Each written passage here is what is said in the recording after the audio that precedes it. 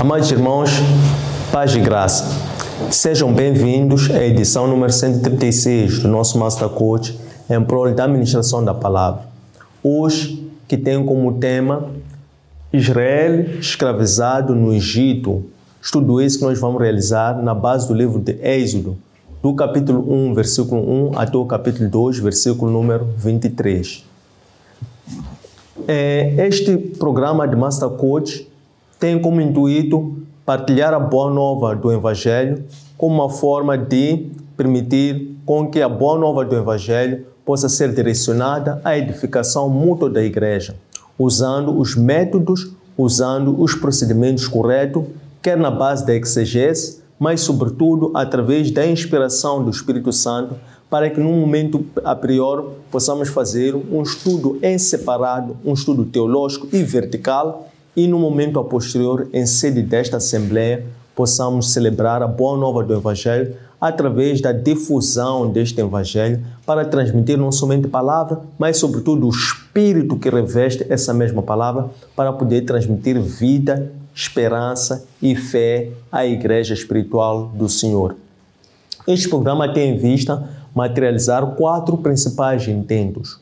O primeiro deles é de apresentar o Espírito Santo enquanto a terceira pessoa da Trindade. Deus manifesta-se em 3 pessoas por natureza e existe um único Deus em substância, glória e poder. O segundo objetivo é o de estimular a prática contínua da oração.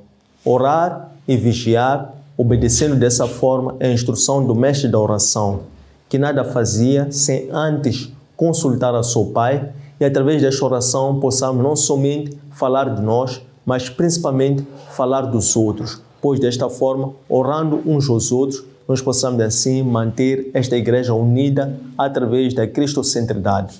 O terceiro objetivo é o de estimular a prática da meditação contínua às Escrituras Sagradas, para que desta forma possamos encontrar a vontade do Senhor revelada nas suas Sagradas Escrituras, pois a única forma de nós conhecermos a Deus é através da busca pela sua face, da busca pelos seus atributos, da busca pela sua natureza, através da leitura às Escrituras Sagradas. Desta forma, o Senhor se apresenta ao seu servo, o Senhor se apresenta a todo cristão, para que lá o cristão possa extrair a essência e possa se regenerar e transformar-se continuamente para se parecer com Cristo como seu imitador.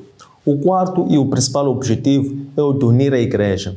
Cristo, antes de se entregar voluntariamente, ele realizou a relação de intercessão que tinha em vista unir Deus Pai com Deus Filho, unir Deus Pai com os seus discípulos, unir Deus Pai com aqueles que fossem crer nas palavras dos seus discípulos. Desta forma, através da bibliocentridade, cristocentridade, podemos então mantermos-nos unidos como um único povo que está voltado a poder ser pastoreado por um único, que é o bom pastor, aquele que é a porta e aquele que é o caminho, a verdade e a vida, pois somente segundo ele e por ele é que nós podemos regressar ao Pai. Quero assim dar as boas-vindas a todos os irmãos, à igreja, para mais um dia de estudo do nosso Master Coach. Hoje vamos na edição número 136 e nosso tema de estudo hoje é Israel é escravizado no Egito. Esse estudo nós vamos realizar na base do livro de Êxodo, que é o segundo livro do Pentateuco, é o segundo livro na cronologia do cânon bíblico, e hoje vamos fazer o estudo que vai iniciar o segundo livro do cânon bíblico, o segundo livro do Pentateuco, que é o livro de Êxodo. Vamos fazer o estudo do capítulo 1, verso 1, até o capítulo 2, versículo 23. Isto é, vamos fazer o estudo dos capítulos 1 e capítulo 2. Queremos assim também lembrar-nos que, desta forma, na semana anterior, nós encerramos o estudo do livro de Gênesis.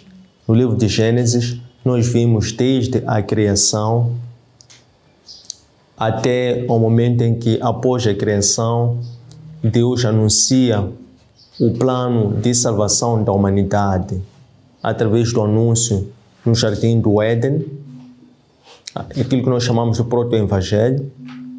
Depois nós passamos para o segundo momento em que Deus faz conhecer o seu plano de salvação da humanidade através de Noé. Noé, que neste caso foi uma ilustração.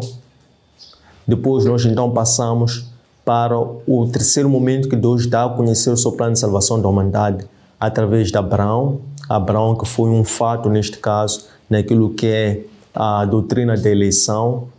E então começou ali um momento em que Deus, através de Abraão, escolheu uma família para que através de Abraão e sua esposa Sarai, eles fossem ser pais de filhos espirituais. Eles fossem se tornar pais espirituais para serem descendentes de filhos espirituais. E houve desta forma uma expansão do conceito de salvação. Se antes Noé, Deus escolheu uma pessoa, aqui em Abraão, Deus separa Abraão para que através de Abraão e Sarai, que é um casal, eles então pudessem levar a salvação para todas as famílias da humanidade. Então Deus escolhe Abraão, faz o pacto com Abraão, faz aliança com Abraão, para que através de Abraão, Deus então pudesse levar a salvação para toda a humanidade. Então nós ali vimos, no estudo de Gênesis, vimos a aliança abraâmica, a aliança de Deus com Abraão. Depois vimos essa transferência da aliança através dos patriarcas descendentes de Abraão. Segunda linhagem que foi estudo de Isaac. Terceira linhagem foi o estudo de Jacó. E o quarto e último momento foi o estudo de José. José, que foi aquele que introduz então o povo hebreu lá na terra do Egito. Então foi tudo isto que nós levamos como estudo nesta primeira parte do primeiro livro do cânon bíblico. E hoje, precisamente hoje, vamos entrar então para o segundo livro do cânon bíblico, que é o livro de Êxodo. Na última aula, nós tivemos como estudo precisamente o momento em que José dá-se a conhecer aos seus irmãos. E ele se apresenta: eu sou José. E os irmãos perdoam-se mutuamente entre si. E daquela forma, então, José manda um recado através de seus irmãos para que eles fossem chamar o seu pai, de tal forma que seu pai pudesse subir até o Egito, juntamente com toda a sua família, para que lá pudessem testemunhar as honras que o seu filho José tinha adquirido ou conquistado lá na terra do Egito por fidelidade a Deus. Como? Quando dizemos por fidelidade a Deus, é porque precisamente isso foi possível porque José conservou aquela educação no caminho do Senhor que ele recebeu do seu pai Jacó. Por quê? Porque da mesma forma em que José, ainda estando a viver sob o leito e proteção de seu pai, começou a ter aquelas visões, aquelas revelações divinas sobre o seu futuro através dos sonhos e visões, e este mesmo José, que quando é desterrado, é retirado do convívio da proteção do seu pai, é vendido como escravo pelos seus irmãos lá para a terra de Egito, estando a viver em casa de Potifar e a servir como escravo. José não deixou de lado todos aqueles ensinamentos, não deixou de lado o temor a Deus e honrou a Deus, servindo com zelo, temor, justiça e fidelidade, isto é, com todos os atos divinos de fé. José serviu durante o período que ele esteve como escravo, até que José, através desta oração a Deus, através dessa fidelidade a Deus, José então fosse reconhecido publicamente através do próprio faraó. Quando o faraó, tendo aqueles sonhos conturbados, ouve falar de José, e José, mais uma vez, sendo tentado a que faraó lhe honrasse como ele sendo aquela pessoa capaz de interpretar os sonhos, ele devolveu as honras ao próprio Cristo, dizendo: não serei eu quem vai interpretar os sonhos, mas sim Deus que tudo sabe. Então, esta foi a essência do livro de Gênesis, dos estudos que nós realizamos até esta parte. Vamos agora precisamente entrar no estudo do segundo livro, que é o livro de Êxodo. E o tema é Israel escravizado no Egito. Para efeitos de estudo e com vista a podermos adquirir uma compreensão como uma ferramenta, como um conhecimento que vai nos transformar, um conhecimento que vai nos empoderar e um conhecimento que vai nos aproximar cada vez mais de Deus, nós vamos estruturar esse estudo em 6 partes. Para que cada uma dessas partes possa nos conduzir a um entendimento, a uma revelação, a uma compreensão, a uma transformação. E ao fim do estudo teremos pelo menos 6 ferramentas. A primeira parte é quando nós vemos Deus a frustrar os planos de Satanás. Qual era o plano de Satanás neste momento? O plano de Satanás neste momento é aquele plano que Deus anunciou lá no Éden, quando diz que iria pôr uma rivalidade interna entre a mulher e Satanás. Então o plano de Satanás era não outro senão colocar o homem contra Deus. Então Satã queria a todo caso manter o homem cativo, manter o homem sob o pecado, porque o homem quando vive no pecado, o homem é um escravo do pecado. Então nós vemos aqui Deus a frustrar o plano de Satã, que neste caso Satã queria impedir que Deus enviasse um libertador, queria retirar o povo da escravidão, do pecado. A segunda parte é quando nós vemos então o nascimento de Moisés. No nascimento de Moisés nós vamos ver que Moisés, por ser um libertador, o seu nascimento em si é também um ato milagroso, porque é a sua mãe Joquedebe que lança Moisés colocando numa cesta, num junco, e aquele junco é betumado e depois aquele junco fica ali a flutuar no leito do rio Nilo e daquela forma Moisés é salvo. Salvo do que? Da fúria de Faraó, que através do seu plano queria que todo bebê com a idade até os 2 anos fosse morto.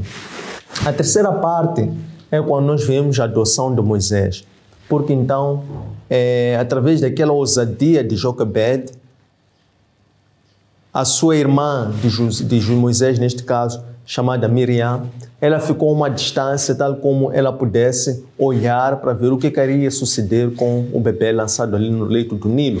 Então ela vê naquele instante, vê a princesa, a filha de Faraó, a descer até a margem do Nilo para poder banhar, e ela então vê aquela cesta, chama até si e vê ali um bebê. E ela daquela forma comove-se com o choro daquele bebê e ela então decide adotar esse mesmo bebê. Mas sob sugestão da irmã de Moisés, então ela sugere que aquele bebê fosse cuidado com a sua mãe biológica. Então nós vamos perceber muito bem esse momento em que Moisés é adotado pela princesa. A quarta parte é quando Moisés, agora já crescido e tendo recebido todo o cuidado, toda a educação dos egípcios, ele decide então travar conhecimento, decide então conhecer o seu passado. E então Moisés, ele desce, isto é, ele sai do palácio e ele então começa a agir em defesa dos oprimidos. Aqui ele, através do seu ato de justiça que cresce em Moisés, ele então defende aqueles que eram oprimidos e desta forma então essa informação chega aos ouvidos do faraó, que então o faraó decide então matar Moisés. Moisés, vendo que estava em perigo, Moisés foge dali do Egito e muda-se até a terra de Madian. Estando aqui na terra de Madian, é quando Moisés sim conhece uma das filhas do rei de Madian, chamado Jetró, que através, mais uma vez, do seu ato de ousadia e de defesa dos oprimidos, defende as filhas de Jetró, que tinham levado o seu rebanho para poder ir se alimentar de água no poço. E, através desse ato, desta ousadia de Moisés, Moisés é levado a conhecer através de suas filhas para o seu pai Jetró. É quando Jetró então diz às suas filhas: tragam esse egípcio até a minha casa. E uma vez isto feito, nós vemos a sexta e última parte, é quando, terminando o capítulo número 2, nós vemos então a morte daquele faraó desta altura, que a sua morte passou a ser então uma renovação da esperança do povo hebreu, que eles esperavam que através da sua morte eles então poderiam conhecer o livramento de Deus ou a misericórdia do Senhor. Então, essas vão ser as partes pelas quais o nosso estudo vai observar. Então, nós temos precisamente a primeira parte quando dizemos 2 frutos ou os planos de Satã. Este é todo o capítulo número 1 do livro de Êxodo. O que é que nós temos aqui?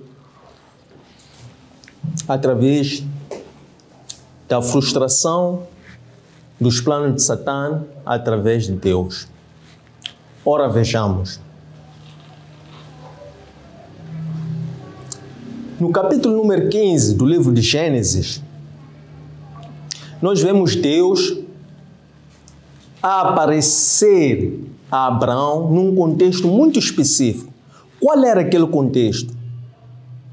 Foi um contexto tal que Abraão acabava de preparar 318 homens nascidos na sua casa e estivesse indo atrás daqueles reis que haviam pilhado, saqueado Ló e levaram cativo Ló, sua família e todo aquele povo que era residente em Sodoma. Abraão, então, ele, através daquele ato de coragem revestido pela fé, vai atrás destes pilhadeiros e, ao alcançá-los, ele recupera e traz-los todos de volta. Nesse ato, Abraão, ao regressar, ele reconhece Melquisedeque como sendo rei de Salém, como sendo sacerdote. E Abraão, recusando dar os bens ao rei de Sodoma, ele, de contrário, disse: fique tu com os bens, que é para não dizer que enriqueceu Abraão. Daquela forma, Abraão dá dízimo de tudo aos reis, neste caso, ao sacerdote de Salém, neste caso que é Melquisedeque. Deus, ao ter se agradado desta fé de Abraão, Deus aparece no capítulo 15, versículo número 1, dizendo: Abraão, não temas, eu sou o teu escudo. A tua recompensa será muito grande. Então começa aqui um diálogo muito interessante quando Deus dirige essas palavras para Abraão. Porque Abraão pergunta a Deus: o que é que tu poderás me dar se tudo que eu tenho é somente um escravo chamado Eliezer, que será o meu herdeiro? Então Deus diz para Abraão que o teu herdeiro não será este, mas será um que vai sair das tuas entranhas. E depois Deus convida Abraão a sair da sua tenda e diz para Abraão olhar para o alto e ele contar as estrelas caso ele conseguisse. E Deus acrescenta: assim será a tua descendência. Então vejam como começa esse diálogo. Deus anima Abraão, dizendo: eu sou a tua defesa, porque Abraão temia a represália daqueles povos que ele havia atacado para recuperar o seu sobrinho e a sua família. E através desta animação de Deus para Abraão, Abraão provoca uma conversa para diante de Deus, dizendo: que recompensa é essa que podes me dar se eu tudo que quero é um filho? E eu nem sequer um filho tenho, porque já sou avançado em idade, a minha esposa é idem, e tudo que eu tenho é um escravo. Então Deus, para provar a sua soberania, a sua justiça diante de Abraão, que é alguém que escolhe para fazer parte do seu plano de salvação, diante de situações que, pelo homem natural, eram impossíveis acontecer, Deus então prova Abraão, porque Abraão pediu uma prova a Deus. Abraão primeiro pediu uma prova a Deus, disse: quem é esse meu descendente? Se tu quer essa recompensa, tu vais me dar, se eu não tenho filho. E Deus, Abraão diz: prova-me que esta terra tu vais me dar como herança, tal como tu tens me dito. Deus, quando desafia Abraão, quando desafia Deus desta forma, Deus então promete a Abraão que a tua descendência não é um filho. Tu estás a pedir um filho, mas eu não vou te dar um filho, eu vou te dar uma descendência que é uma multidão que nem tu vais conseguir contar. Depois, Abraão, quando pede a Deus que prove o que é aquela terra que ele vai herdar, isto é, que Abraão e a descendência dele vai herdar, Deus diz para Abraão, então, que era para Abraão cumprir um ritual, e Abraão prepara aquele ritual. Depois Abraão apanha sono. Quando Abraão apanha sono, Deus aparece a Abraão em sonhos. E Deus fala para Abraão, dizendo que a tua descendência, essa descendência que eu vou te dar, atenção que eles no futuro vão ser escravos. Eles serão peregrinos em terra estrangeira. Entretanto, eu próprio vou julgar ou vou aplicar a minha justiça sobre esses tiranos que irão escravizar a tua descendência. Irei retirá-los de lá quando terminar a iniquidade dos amorreus e dos cananeus. E eles serão de lá dessa terra com muita riqueza e virão então para esta terra. Isto é, Deus está a anunciar algo a Abraão que iria acontecer dali a 700 anos. Dali a 7 gerações. Deus avisa a quem? Abraão sendo seu profeta. Então, é importante trazer isto para nós vermos precisamente livro do Êxodo, capítulo 1, versículo 1, em que depois nós vimos que a descendência de Abraão entra no Egito através de José, porque o estudo anterior que nós terminamos passado é quando José diz para os seus irmãos irem avisar ao seu pai para trazer o seu pai, todos os seus filhos, toda a sua esposa e toda a sua família para o Egito. E realmente entra no Egito nessa altura um povo, porque eram 70 pessoas. Então, 70 pessoas, através de José, entram no Egito nesta altura. O que aconteceu depois? Para cumprir a aliança que Deus tinha feito com Abraão, os hebreus começam a multiplicar-se em número, começam a frutificar-se, começam a fazer-se semelhantes, porque eles eram muito fecundos, tal como aquela promessa que Deus fez para Abraão, quando Abraão disse que tu me darás como recompensa, eu nem sequer tenho um filho. Deus disse, não é um filho que eu vou te dar, mas vou te dar uma multidão, tal como tu nem sequer vais conseguir contar. Então, nós vemos agora, passados 300 anos, passados 300 anos, nós vemos entram 70. Depois, esses 70 começam a multiplicar-se, cumprindo a promessa de Deus feita a Abraão 300 anos antes. Os hebreus vão se multiplicando porque eles tornaram-se férteis. Esta fertilidade foi a bênção do Senhor. Foi pela vontade do Senhor para cumprir o que Deus tinha prometido a Abraão. Isto é, Deus queria lhes fazer numerosos, para que depois eles fossem escravizados naquela terra estrangeira. E depois, quando terminasse a iniquidade dos amorreus, dos cananeus, Deus lhes retirasse-lhes, enviasse um Salvador para lhes retirar agora do Egito e os conduzisse até aquela terra prometida, para que eles saíssem dessa terra com muita riqueza e fossem herdar aquela terra prometida. Então nós vemos no Êxodo 1:1, temos os 70 que entram, depois esses começam a se multiplicar. O que aconteceu quando começam a se multiplicar? Porque a primeira parte diz que Deus frustra os planos de Satanás. O que acontece? Nessa altura já havia morrido aquele faraó que conhecera José e que tinha prometido dar descanso, terra e prosperidade à família de José. Veio outro faraó que tinha outros planos,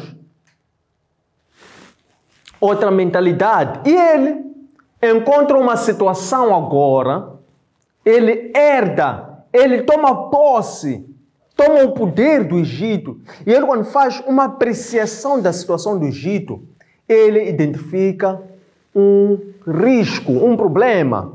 Então, este era o plano de Satã, que está a agir por intermédio deste rei do Egito, deste faraó.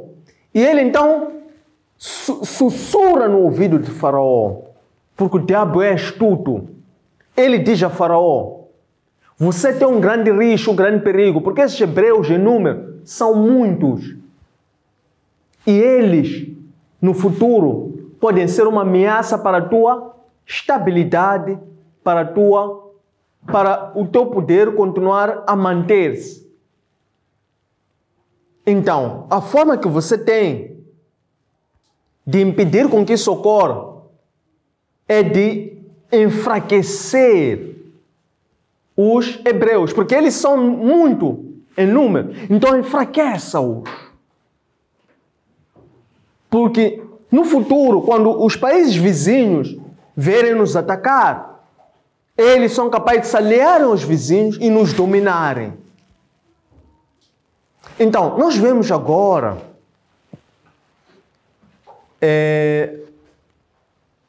o primeiro plano de Satã, por intermédio do faraó, foi introduzir trabalho pesado, foi introduzir escravatura, foi reduzir a opressão ao povo hebreu, pensando eles que se os oprimisse, eles iriam se fragilizar, consequentemente, não iriam continuar a crescer em quantidade. Perceberam? O que aconteceu de contrário? Primeiro, Deus frustra esse plano, porque quanto mais os oprimiam, mais eles se reproduziam e multiplicavam. Porque o diabo é astuto, é o pai da mentira e não tem nada a perder. Tem uma e única agenda, que é perseguir a mulher e os filhos da mulher. Frustrado esse seu primeiro plano, ele introduz o segundo plano. Então, ele manda exarar um decreto, uma ordem. E ele então diz às parteiras egípcias para que elas matassem todo bebê que nascesse do sexo masculino e somente deixasse as do sexo feminino. Só que essas parteiras, mesmo sendo egípcias, elas eram tementes a Deus. E elas simplesmente desobedeceram esta instrução de Faraó, esta instrução de Faraó dirigida a elas, instigado pelo próprio Satanás.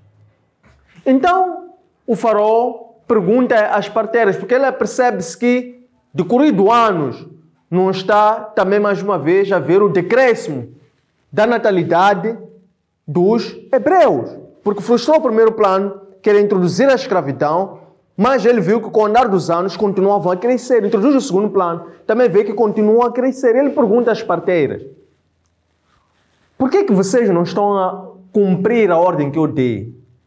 E as parteiras então dizem a ele: as mulheres hebraicas, elas são muito fortes. Antes de nós aproximarmos para podermos tirar a vida dos bebês do sexo masculino, elas pessoalmente conseguem dar o parto. Isto é, elas mentiram a Faraó por temor a Deus. E a palavra de Deus diz que Deus honrou essas mulheres parteiras. Então, mais uma vez, o plano de Faraó é frustrado. O que o Faraó faz? Porque o diabo é o pai da mentira, ele nunca se cansa. Ademais, ele não tem outra agenda a não ser andar atrás de quem? Da mulher e dos filhos da mulher. Então, ele levanta, isto é, ele dá a conhecer o seu terceiro plano. O seu terceiro plano de opressão dos hebreus. Aqui, Satã queria, de uma forma direta, impedir com que nascesse o Salvador, o Libertador. Então, ele dá uma instrução agora a todo o povo egípcio. É uma norma que passou a ser do conhecimento de todo o povo egípcio.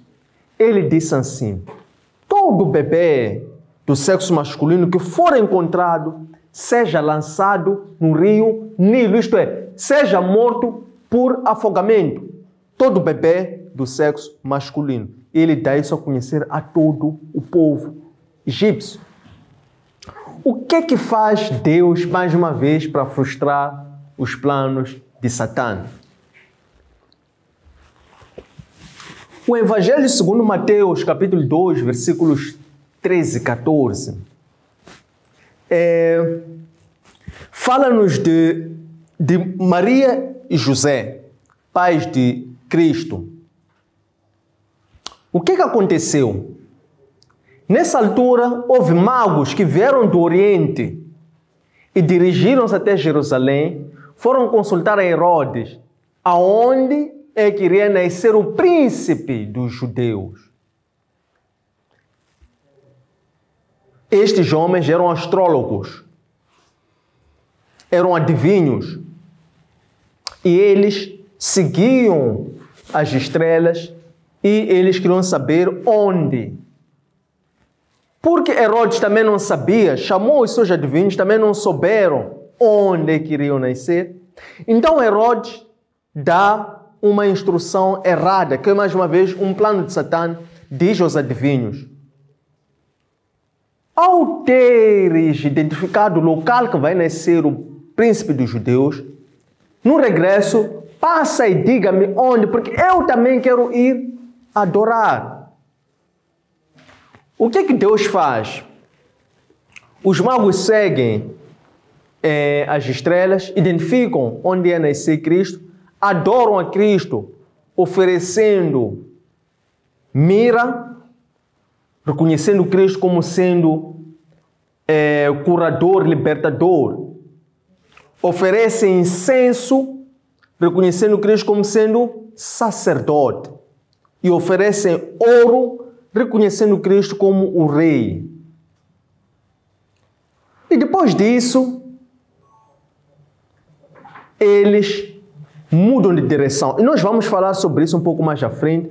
Mas onde eu quero precisamente parar é que depois de seguida isso, então Deus envia um anjo que em sonhos vai dizer a José, pai do Egito: tirem o menino daí e levem-no até ao Egito e permaneçam lá durante um tempo até eu disser. Mas isto nós vamos ver uma contraposição entre Moisés, libertador físico, e Cristo, libertador espiritual. Mas o Satã é o mesmo. O Deus é o mesmo. Aqui, no caso de Cristo, quando diz: vão ao Egito e fiquem lá até eu disser para regressarem, precisamente, nós temos o caso do profeta Oséias, no capítulo 11, versículo número 1, que ele diz assim: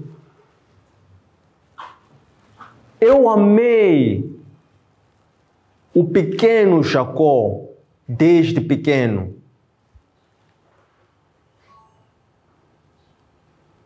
E desde o Egito eu chamarei o meu libertador. Eu chamarei o meu filho. Então nós vemos o profeta Oséias, ele a ser usado como atalaia do Senhor para anunciar em profetização de onde é que Deus iria chamar o seu libertador. Mas no caso, Cristo. Porque Oséias é depois do Êxodo. Voltamos aqui ao Êxodo. O que acontece é que, na altura de Moisés, este mesmo povo, que é tirado do Egito, da escravatura, pela mão dura do Senhor, eles depois, mais à frente, que são os filhos de Jacó, descendentes de Jacó, eles se esqueceram da misericórdia de Deus e eles foram infiéis, eles adoraram ou prostraram-se diante de bezerros. E dessa forma, eles despertaram a ira de Deus. Mas nós temos, de acordo com o livro de Filipenses, ou a carta aos Filipenses, capítulo 2, versículos 6 a 8, nós temos que Cristo é aquele que, diferentemente dos filhos de Jacó, que depois se rebelaram a caminho da terra prometida e pediram deuses para adorarem e que fosse adiante deles, nós temos que Cristo, em Filipenses 2, 6, 8, Cristo é aquele que perseverou até ao fim, pois ele despiu toda a sua glória, desceu pela forma humana, fez-se escravo, fez-se estábulo, para que por intermédio dele pudesse ser sacrificado e através do seu sangue pudesse libertar outras pessoas. Isto nós vemos em Cristo, ele cumpriu a sua missão. Então, é precisamente esta forma como nós vemos Deus a frustrar os planos de Satanás. De seguida, nós temos aqui o nascimento de José. Portanto, já é conhecido essa ordenação segundo a qual todo bebê hebreu do sexo masculino deve ser lançado ao rio Nilo. Precisamente nesta altura, porque Satã, Deus tinha colocado a rivalidade interna entre Satã e a mulher, e entre o filho da Satã e o filho da mulher. Nós vemos agora, Satã sabia, tal como naquela altura, também os magos sabiam que estava para nascer o filho dos hebreus, na altura de Cristo. Também agora, Satã sabia que estava para nascer um libertador. Então ele usa este faraó que manda conhecer esta ordem. E precisamente nesta altura, então, 2 hebreus da linhagem de Levi, eles casam, tornam-se marido e mulher e têm um filho. É interessante agora perceber por que é que Moisés, este bebê que acaba de nascer, ainda não é Moisés, ainda não tem nome. Por que que ele teve pais levitas? Vamos primeiro olhar para o livro de Deuteronômio, que é precisamente o 5º livro do Pentateuco. Gênesis, Levítico,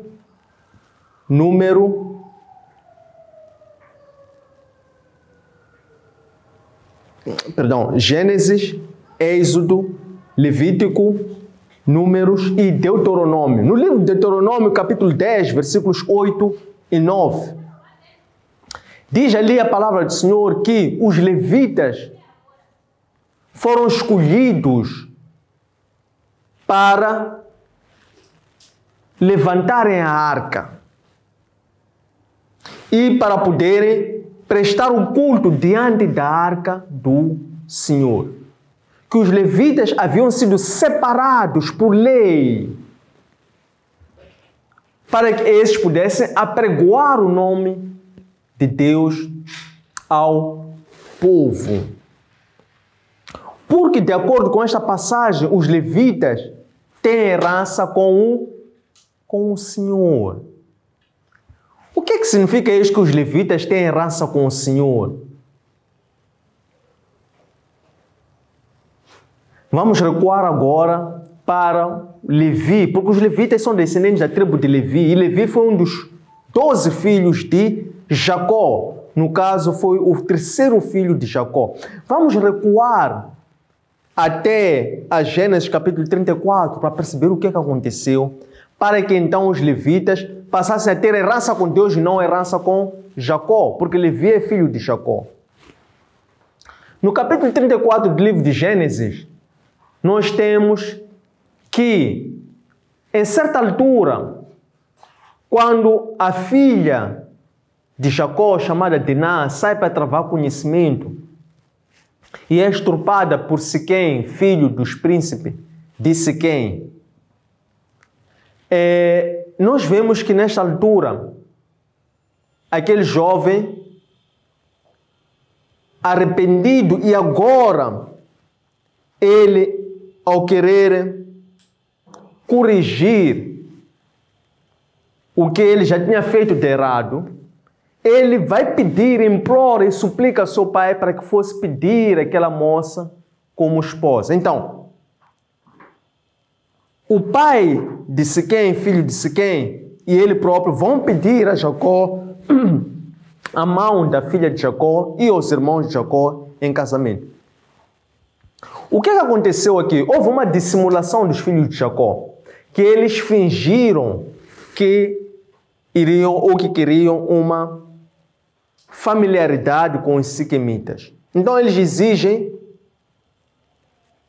a circuncisão. Tal como nós vemos em muitas famílias nos dias de hoje, condicionam a união de dois filhos a que eles tenham uma mesma fé. Os hebreus, para eles, era uma grande abominação se juntaram aos siquemitas. Para eles, os siquemitas eram incircuncisos. Então eles dizem aos filhos de Jacó que todos os siquemitas fossem circuncidados, e somente mediante isso é que eles poderiam se juntar com uma única família. Mas o que aconteceu? Todos os homens siquemitas que foram circuncidados no terceiro dia, quando eles estavam extremamente fracos, nós vemos 2 dos 12 filhos de Jacó, no caso, Simeão e Levi, o segundo e o terceiro filho de Jacó, com Lia. Esses pegam a espada e passam a fio de espada todo o homem natural de Siquém. E passam também a fio de espada todo o gado. Portanto, votaram tudo anátema, destruíram tudo e levaram os outros bens e levaram também as mulheres siquemitas. O que disse então Jacó mediante isso? Jacó se enfureceu com seus filhos, ficou triste com Simeão e Levi e disse: vocês me enfureceram na medida em que a vossa mão pegou a espada, e a espada que é o sinal da violência, e vocês praticaram a violência. Deste modo, vocês me tornaram desditoso, isto é, um homem sem honra, um homem que não tem palavra. E o que eu vou agora fazer se eu estou em menor número só com a minha família? E este povo vizinho então poderá vir e atacar-me. É quando Jacó então, Deus o chama e diz para que ele saísse dali e levasse toda a sua família e fossem até Betel. Mas nós vemos mais adiante, no capítulo 49 do livro de Gênesis, é quando Jacó, já velho, Jacó chama todos os seus filhos para poder ler a herança dos seus filhos. Ele diz: eu quero vos anunciar o que vai acontecer no vosso futuro. E Jacó começa a ler o destino de cada um de seus filhos, do mais velho até ao mais novo. E ele, quando chega em Levi, ele diz que tu és instrumento de violência, porque pegaste a espada e cometeste violência. Consequentemente, tu não terás herança comigo, mas irás viver em várias cidades dos teus irmãos. Ora, aqui há um duplo sentido. Quando ele diz tu és instrumento de violência, a falar que com a espada, por um lado é aquela espada que eles usaram para matar todos os siquemitas, mas também aqui Jacó estava a antever a espada que mais adiante os levitas iriam usar para poder matar aos irmãos, aos filhos, aos vizinhos que haviam se prostrado diante ou que iriam se prostrar diante do bezerro. Ainda não tinha acontecido. Por outro lado, nós vemos igualmente aqui Jacó, quando diz que vocês não terão herança em minha casa, mas irão até viver nas cidades vizinhas dos vossos irmãos. Efetivamente, está a dizer que vocês não terão herança comigo. Consequentemente, eles passaram a ter herança com Deus. O que teve que acontecer para eles terem herança com Deus? Então vamos agora olhar para esse momento em que os levitas, então, eles são reconciliados com Deus. É no livro de Êxodo, capítulo número 32. Aqui, nós vemos um ato muito interessante, muito poderoso, que é Moisés. Moisés, Deus chama-o e Moisés sobe até o Sinai. Moisés aqui já tirou o povo da terra prometida. Reparem que esse estudo é muito profundo, porque ele vai para frente, vai para trás, vai para frente, vai para trás, mas o nosso estudo está no nascimento de Moisés, mas nós estamos a querer perceber por que Moisés nasceu de onde? Pai e mãe levita. É por isso que estamos a falar isso, para vocês perceberem profundamente o significado teológico disso. Então, os levitas primeiro foram deserdados por Jacó. Por quê? Porque eles foram instrumentos de violência. Mas mais à frente, em Êxodo capítulo 32, Deus chama Moisés até o Sinai, e Moisés sobe ao Sinai, e Moisés deixa o povo sob cuidados de Arão, seu irmão, sacerdote. O povo, então, vendo que Moisés estava a demorar, porque o povo era ansioso,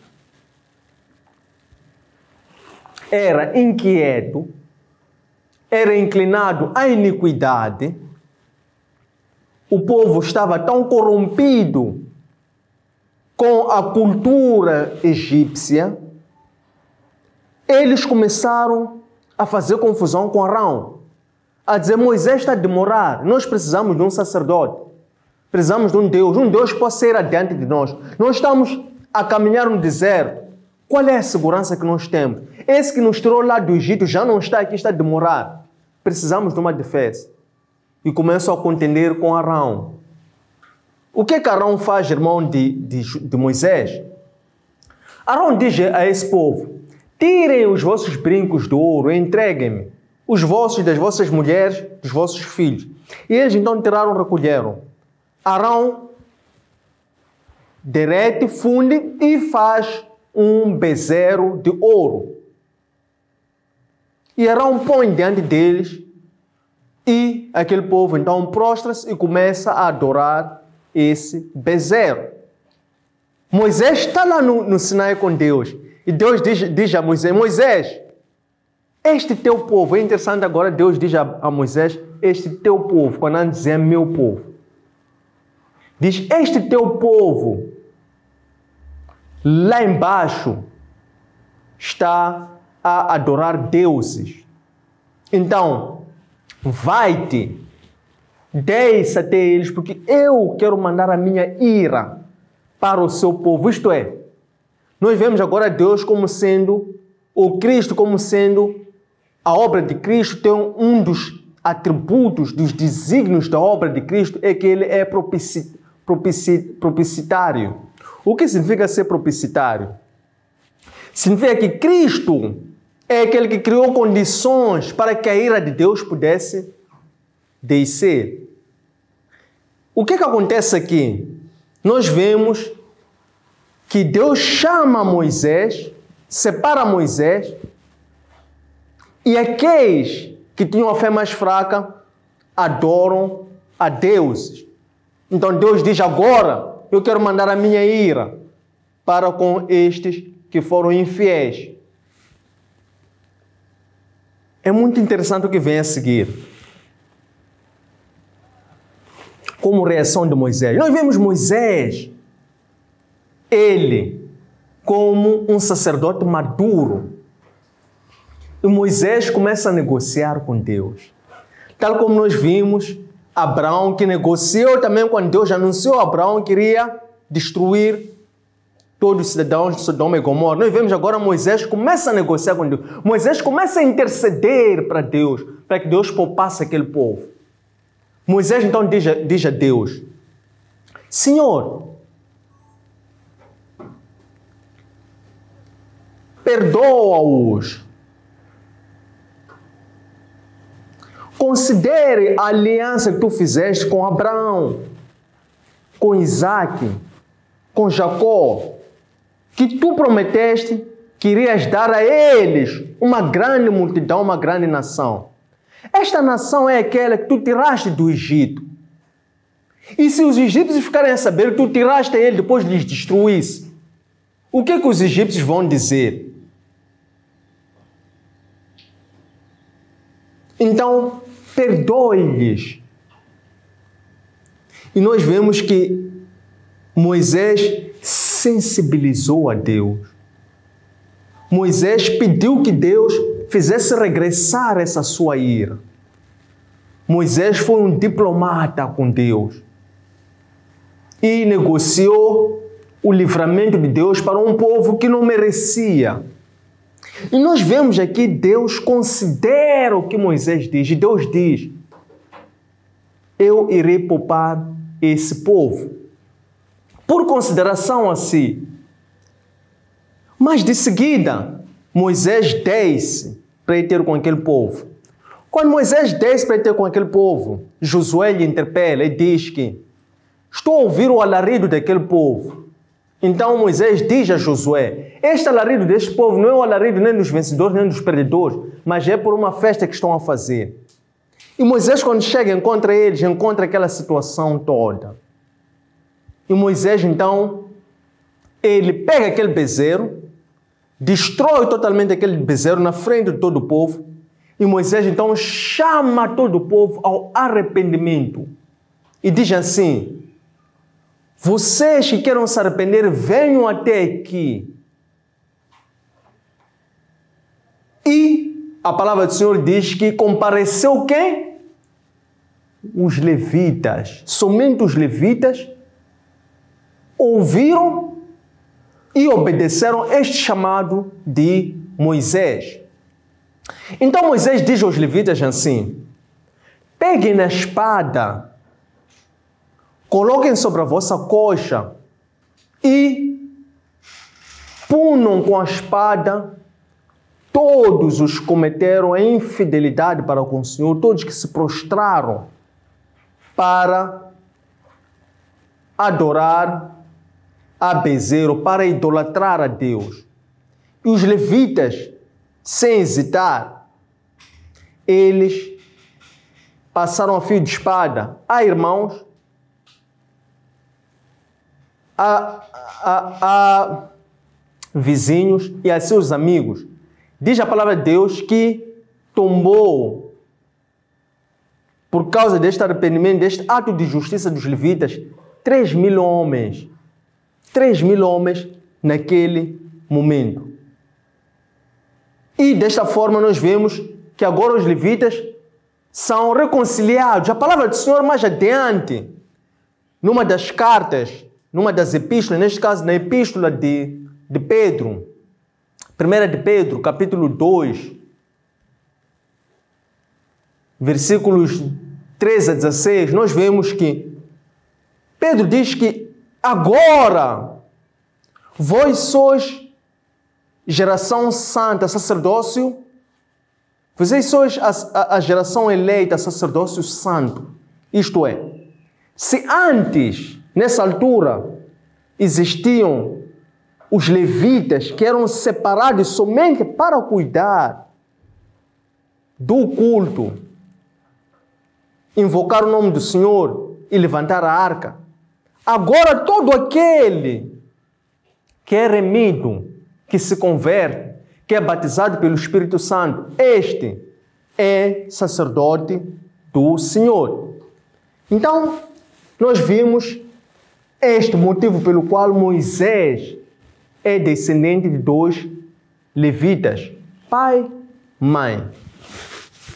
Quando esses geram a Moisés, ainda não era Moisés, era um bebê, e um bebê formoso.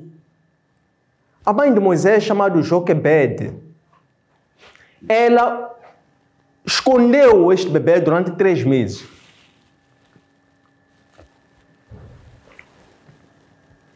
Porque era um bebê formoso, ela já não podia mais esconder este bebê por causa daquele decreto que qualquer pessoa, ouvindo o choro, ou se apercebendo que é um bebê, poderia arrancar o bebê e atirar ao Nilo. Ela pessoalmente decidiu, atirar ao Nilo e não ser outras pessoas a atirarem ao Nilo.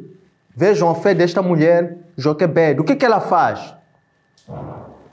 Ela pega juncos e faz uma arca e betuma essa arca, para que essa arca não afundasse. Porque se os outros atirassem o bebê, seria pior.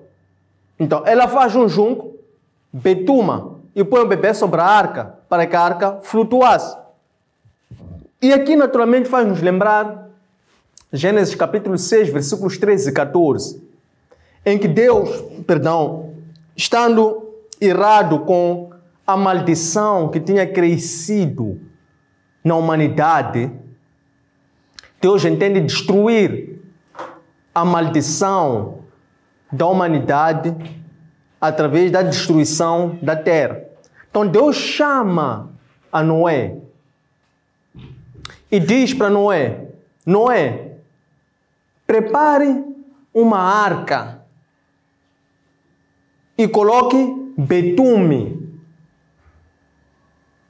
para que tu e a tua família possam se salvar, porque eu vou enviar um dilúvio para destruir toda a humanidade. Então nós vemos aqui a mãe deste bebê, Joquebed, ela prepara uma arca, betume essa arca, com barro, tal como Deus falou para Noé, e ela lança o bebê nesta arca para o rio Nilo. Quando ela faz isso, a filha dela, chamada Miriam, a irmã de Moisés, ela ficou a uma distância tal que ela pudesse controlar o que haveria de acontecer a esse bebê, tal como um atalaia que fica a vigiar o povo de Deus. Nesse momento, desce a princesa para ir banhar lá na margem do rio Nilo. E ela desce acompanhada pelas suas amas. Chegado lá,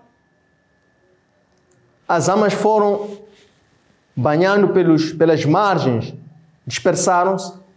Ela, ao ver aquele cesto, ela manda chamar ou trazer aquele cesto até si. E ela, quando pega esse cesto, ela abre o cesto, ela ouve o choro de um bebê. E o choro daquele bebê comove a princesa, a filha do faraó. Faraó é este que havia dito que todo bebê deveria ser atirado para o rio Nilo. No Evangelho segundo Mateus, capítulo 2, versículos 12, nós vemos que aqueles magos que foram para adorar a Cristo, eles tinham um único objetivo. Os magos queriam adorar a Cristo. Por essa razão é que um anjo foi dizer aos magos: não voltem por este caminho, voltem pelo outro caminho, para que assim frustrassem o plano de Faraó. Então o choro de Moisés agora frustra o plano do Faraó, porque esta filha do Faraó, que é a princesa, ao ouvir o choro do bebê, ela fica convertida. Ela fica com compaixão por aquele choro daquele bebê. E ela decide então proteger este bebê.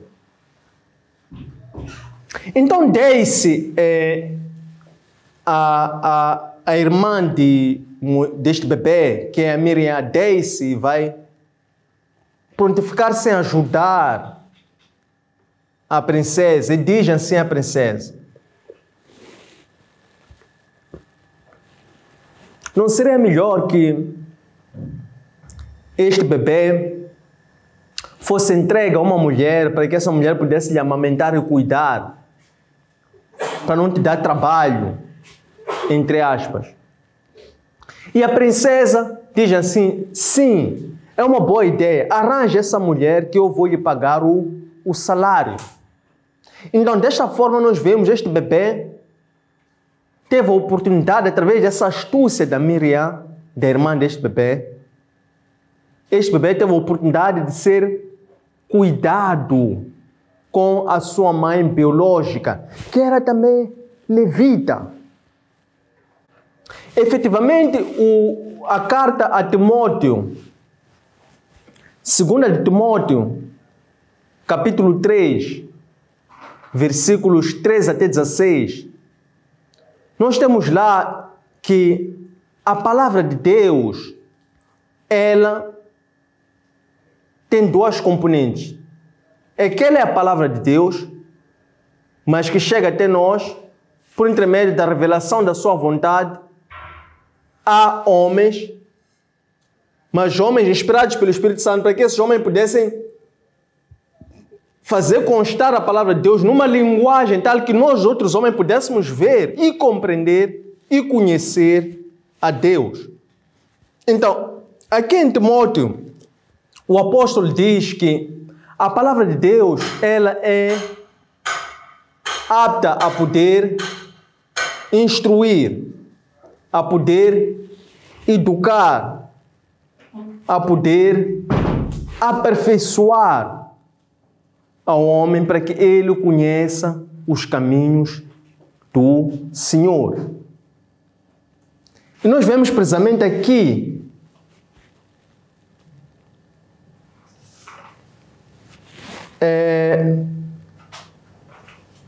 Deus, ao ter permitido que Moisés fosse educado nos primeiros tempos de vida com a sua própria mãe, era permitir com que Moisés pudesse receber os primeiros cuidados de educação no caminho de Deus. E o bebê assim vai e fica sob os cuidados da sua mãe biológica.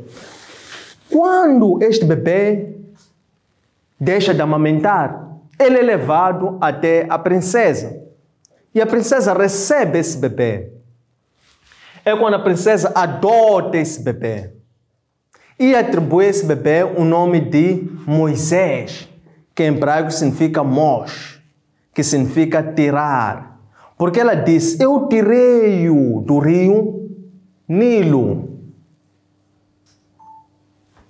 A carta aos Romanos, capítulo 8, versículos 28 a 30, diz que o Senhor,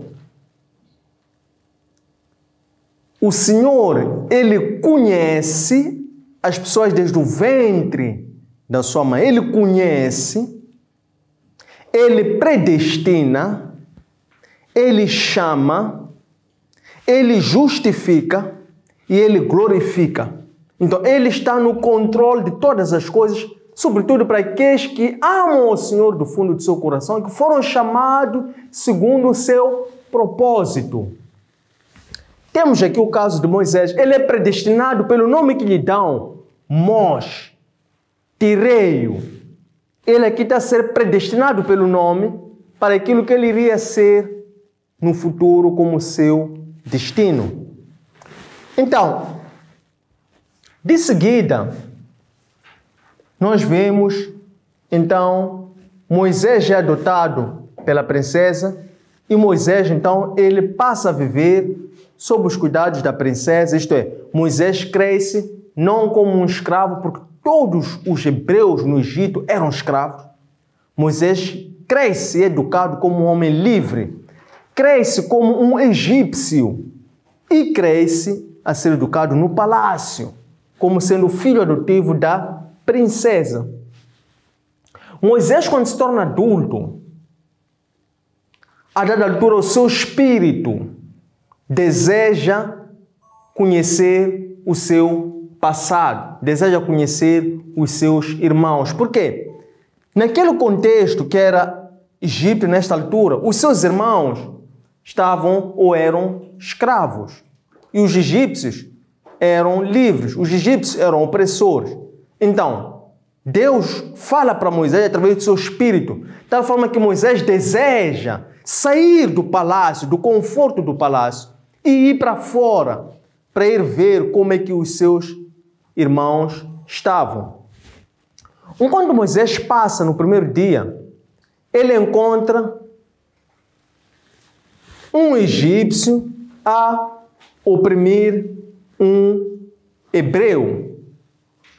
Então Moisés interfere nesta briga, nesta disputa, porque ele quer defender o mais fraco. E Moisés, ao querer defender o mais fraco, porque o egípcio, neste caso, enfurecido, ficou ainda mais com raiva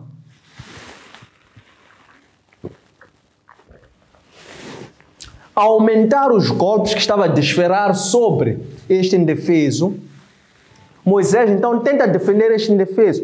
E Moisés, ao defender esse indefeso, acaba por matar aquele egípcio. O que Moisés fez antes disso? É que Moisés, antes de entrar para essa briga, ele olhou para os lados, olhou para a esquerda, olhou para a direita, e ele não viu ninguém. E ele interfere em defesa do oprimido, e assim acaba por matar o agressor, que é o egípcio. Ele nem mais pega este corpo do egípcio em terra, confiando que ninguém havia o visto. E ele regressa para o palácio. No dia seguinte, mais uma vez, Moisés deseja ir ver como é que vivem os seus irmãos. Desta vez, Moisés encontra dois hebreus, dois irmãos, a lutarem entre si. E Moisés então tenta interferir, aconselhando para que eles não lutassem entre si, porque eles eram irmãos. Então um deles vira-se para Moisés e diz assim: quem te nomeou a ti chefe e juiz nosso? Será que tu não vais querer nos matar como mataste ontem a um egípcio? Moisés, quando ouve isso, ele fica logo com medo, porque ele estava convencido que ninguém tinha lhe visto naquele suicídio ontem. E Moisés, então, receando aquilo, ele distancia-se. E aquela notícia, aquela informação chega até os ouvidos do faraó. Faraó, tomando conhecimento disso, ele então deseja fazer justiça diante desse ato. Isto é, ele deseja também que capturassem e levassem Moisés até si para ele matasse a Moisés. O que Moisés faz após esses dois atos de defesa dos oprimidos? E sabendo que Faraó queria lhe matar. Moisés então foge do Egito por recear a sua vida, porque estava inseguro. Ele foge e vai até um poço na zona de Madian. E ele senta-se sobre aquele poço. Nisto vem as filhas do sacerdote de Madian, em número de 7. Elas dirigiram-se precisamente para aquele poço onde Moisés se encontrava a descansar, no deserto de Madian. Estas mulheres, quando chegam até aquele poço, elas pretendiam tirar a água para poder dar ao rebanho do seu pai Reuel, ou Jetró. E então os outros homens mais fortes que ali se encontravam naquele poço impediram que as mulheres, filhas de Reuel ou Jetró, que queriam tirar água do poço para dar ou alimentar o rebanho, eles impediram, porque tinham mais força. Mais uma vez, Moisés, vendo uma situação de injustiça, ele aqui levanta-se e protege as 7 mulheres, filhas de sacerdote de Madian. Então, ele protege contra aqueles homens que queriam impedir que elas tirassem água para dar de alimentar o rebanho. E o próprio Moisés tira a água dali e ele dá de beber ao gado de Reuel que as suas filhas levavam para pastorear. E além disso, ele tira mais água e dá. E elas voltam para casa muito cedo do que habitual. E o pai diz: por que vocês voltaram mais cedo? Se o pai sabia que sempre era uma guerra para as filhas conseguirem água. E que em condições normais, elas por si não levariam pouco tempo, tal como naquele dia. E ele pergunta às suas filhas: por que hoje vocês vieram tão cedo? E elas dizem: nós quando chegamos lá, houve um egípcio que nos defendeu e deu a água ao nosso rebanho. E desta forma nós podemos regressar mais cedo. Então o pai delas, sacerdote Madian, Reuel ou Jetró, diz a eles: e onde é que está esse egípcio? Por que não lhe trouxeram até aqui? Vão e tragam-no até aqui. E foram então convidar Moisés a ir viver ali na casa de Reuel. Reuel então dá uma das suas filhas, Zípora, como esposa para Moisés, e eles têm um filho, primeiro filho, que Moisés chama de Gerson. Porque ele diz, quando dá esse nome de Gerson, ele diz que é o filho que eu tive em terra estrangeira. É a minha bênção em terra estrangeira. Ele dá o nome de Gerson. Depois de seguida nós vemos que, passado alguns anos, então aquele faraó morre. Quando aquele faraó morre, o povo hebreu, eles, cansados e oprimidos que estavam, eles ansiaram que a morte daquele faraó pudesse ser o fim daquela dura servidão que eles estavam a passar. Então eles aumentam o seu clamor a Deus, invocam cada vez mais a Deus. E Deus ouve o clamor deste povo e Deus decide atender o clamor desse povo, porque precisamente nesta altura era chegado o momento em que Deus queria fazer cumprir o que aquela aliança tinha feito com Abraão, que no capítulo 15 do livro de Gênesis disse: o vosso povo será peregrino em terra estrangeira por 400 anos. E somente a quarta geração, quando terminar a iniquidade dos amoreus e dos cananeus, eu hei de lhes tirar de lá. E eles serão de lá com grande riqueza. E vou lhes trazer para esta terra que tu estás a perguntar, para eu dar-te como prova de que vou te dar essa terra. Então, somente quando isto acontecer é que eu hei de trazer. E nessa altura, Deus ouve o clamor do povo, quando acabava de morrer este rei, porque havia chegado o tempo de Deus. Então, Deus ouve e Deus então decide atender o clamor ou a revolta do povo que pedia pelo seu livramento.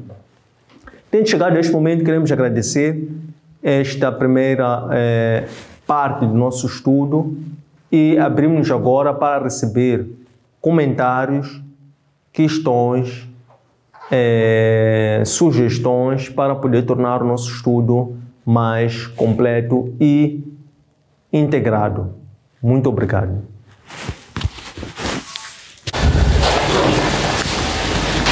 A paz, irmãos. Obrigado. Eu tenho aqui umas 3 questões. A primeira é: por que Deus não termina com Satanás, sendo ele criador de todos e de tudo?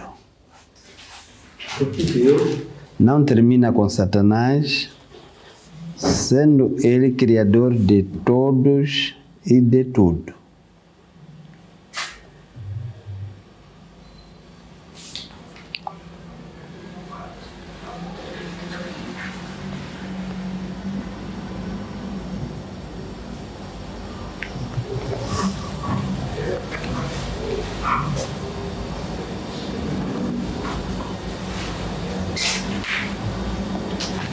A seguir, os planos de Satanás sempre são de perseguir os limpos de coração. O que ele teme? os planos de Satanás? Sempre de perseguir os limpos de coração. O que ele teme?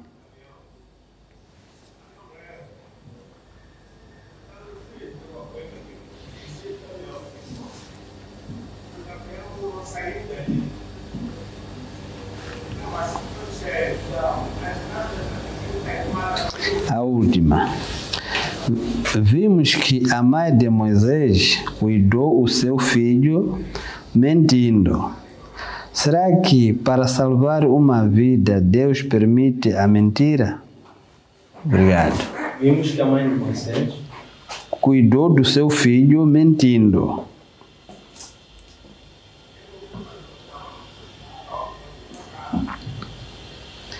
Será que para salvar uma vida Deus permite a mentira? Obrigado.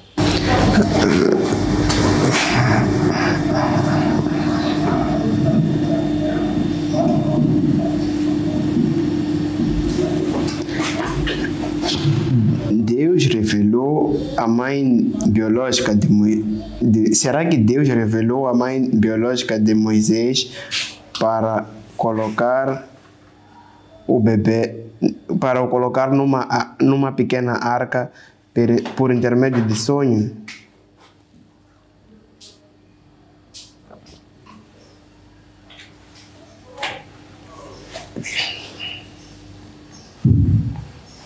Será que Deus revelou por intermédio de sonho a mãe biológica de Moisés para o colocar numa pequena arca?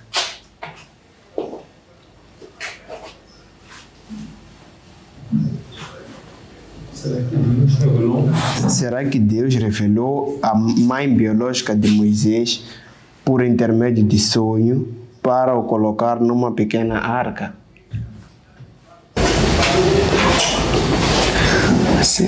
Depois da amamentação, Moisés foi entregue à princesa do Egito.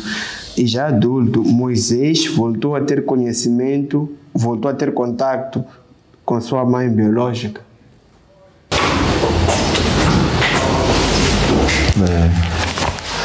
Estimados irmãos, saudações. Quero desde já agradecer a proteção de Deus, de todos nós que estamos aqui hoje para ouvir esta pregação, esta palavra. Se Deus, a dado momento, protegeu-nos e nos fez chegar esta mensagem, porque Ele tem um propósito para conosco. Esta palavra, eu vejo ela como se fosse o 6º de junho, que é o que nos deve embalar, porque atualmente nós estamos a viver uma perseguição severa do Satã, principalmente nós que estamos diretamente ligados ao Evangelho. Por quê? Porque o Satã sempre ira-se contra todas essas pessoas e busca sempre deixar... Quer dizer, a expressão certa é matar, busca matar, fazer calar essas vozes dessas pessoas que oram a cada dia para que o reino dos céus continue a propagar-se, aquelas pessoas que não estão convertidas receberem essa palavra. Portanto, esta pregação de hoje é este 6º de junho que nos deve proteger do inimigo e, naturalmente, introduzir-nos mesmo dentro da casa do Satã, daquele que nos oprime, para destruir, porque a dado momento nós precisamos diz-se que a pessoa que nos destrói é aquela que está mais próxima de nós. O Satã está sempre próximo de nós. Nós também precisamos de ser próximos dele. Por quê? Porque isso nos facilita saber quais são os seus próximos ataques. Então, quando nós ficamos a saber quais são os próximos ataques dele, nós também vamos estar mais preparados. Vamos, naturalmente, estar mais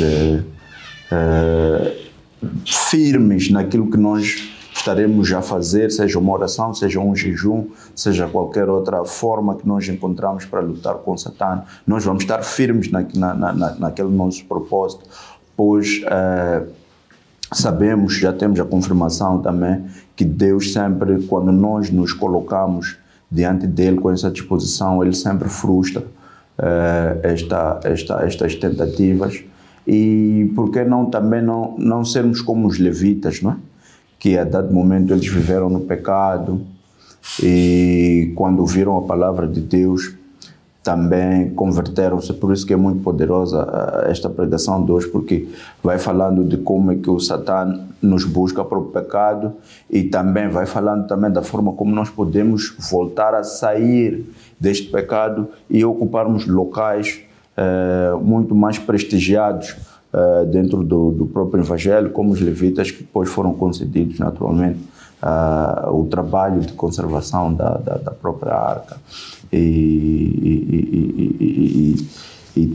prontos, cuidarem da coisa, da propagação do próprio Evangelho do Senhor, porque eles viviam assim como foi dito antes, de cidade em cidade dos seus irmãos. Então, por que não sermos como esses levitas? Ouvirmos a palavra de Deus, nos convertermos, termos a prontidão de nos convertermos, aceitar essa palavra e, naturalmente, passarmos a ter o próprio Deus como nosso tesouro, não os tesouros terrenos, porque eles, quando nós vamos aprofundando ainda mais na leitura desta palavra, notamos que o próprio Deus doou-se depois a eles, tornando-se a riqueza deles. Então é muito impactante isto. Por mais que o Satã nos busque, a pessoa que está a ver esta pregação, nós estamos aqui, estamos a dado momento a sentirmos que estamos acorrentados pelo Satã. Podemos ser como os levitas, aceitarmos assim essa palavra e irmos assim, e seguirmos ao próprio Deus, que é o próprio Deus que irá nos colocar neste cestinho de junco e nos fazer triunfar contra os nossos inimigos. Isto é o que tinha para comentar. Eu vou partir para as questões que são mesmo uma forma de ainda mais compreender e poder, nesta minha compreensão, também poder passar esta palavra aos outros irmãos. Eu queria saber qual é a relação existente entre Moisés e Cristo.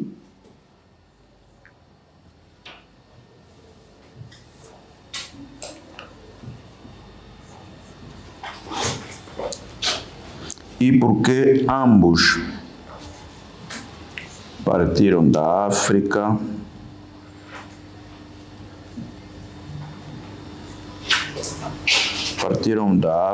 para cada um levar o povo a uma terra prometida por Deus.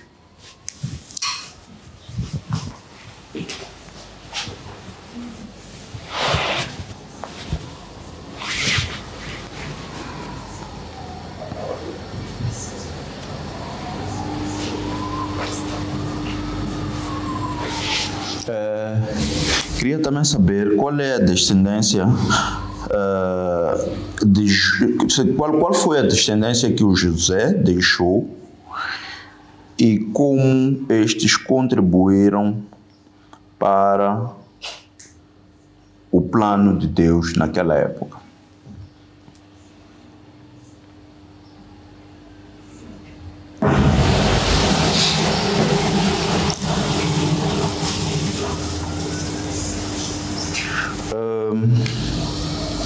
De quem descende Moisés e qual é a aliança que Deus tem para com ele?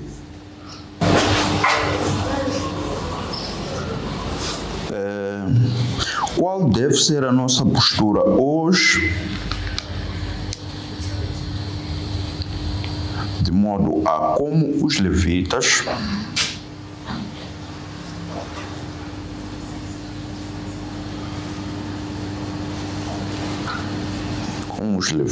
recebermos o perdão de Deus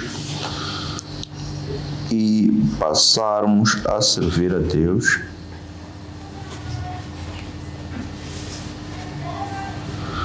a servir a Deus num local mais sagrado.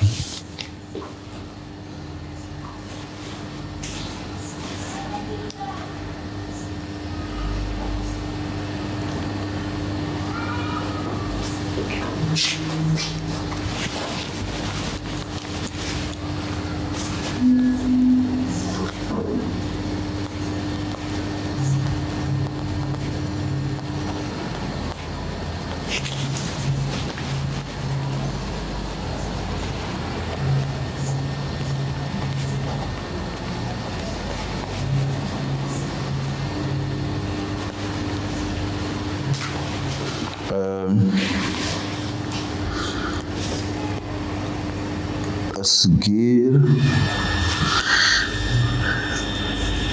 o que Deus mantém insondável do Satã? O que Deus mantém insondável do Satã? O seu plano ou a intenção em cada plano seu?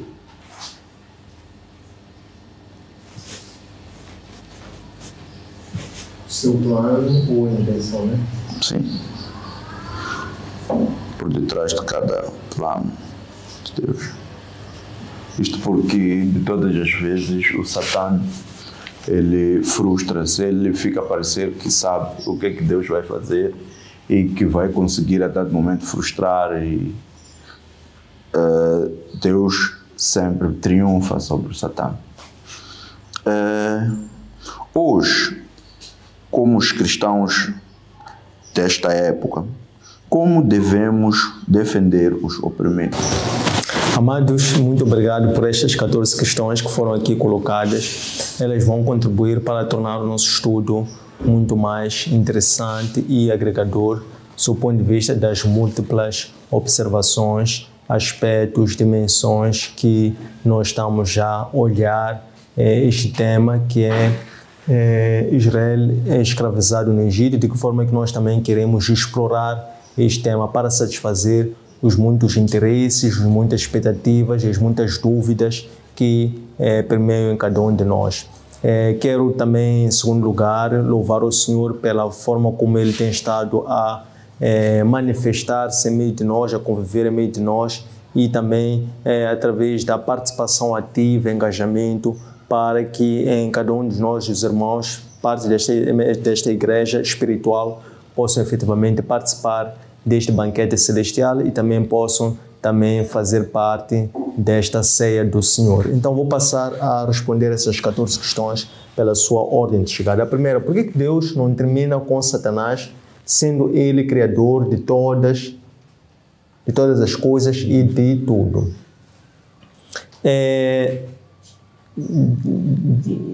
Deus, Ele tem o seu plano. O plano de Deus é um plano que é soberano.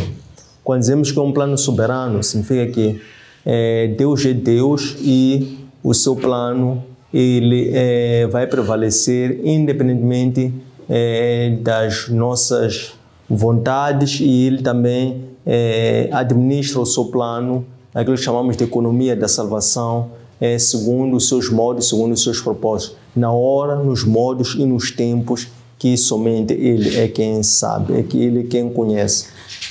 Então, Ele não termina, quando dizemos por que Ele não termina com Satanás, estamos a querer, talvez, eventualmente perguntar, por que Ele não termina a humanidade, ou Ele não regressa? Podemos entender assim, dizer por que Cristo não regressa de uma única vez? Porque nós vemos que na leitura bíblica, o momento em que Satanás vai ser finalmente capturado definitivamente e vai se estabelecer em definitivo o reino de Deus é no livro de Apocalipse, quando houver aquela grande batalha que vai opor Cristo e o anticristo através de uma batalha cósmica final. Então, quando nós perguntamos por que não acontece o regresso de Cristo na leitura e na compreensão teológica e enquadramento desta questão ali, é que nós temos que perceber que essa batalha teológica ela já aconteceu, ela já ocorreu no Jardim do Éden e, consequentemente, Cristo já foi anunciado.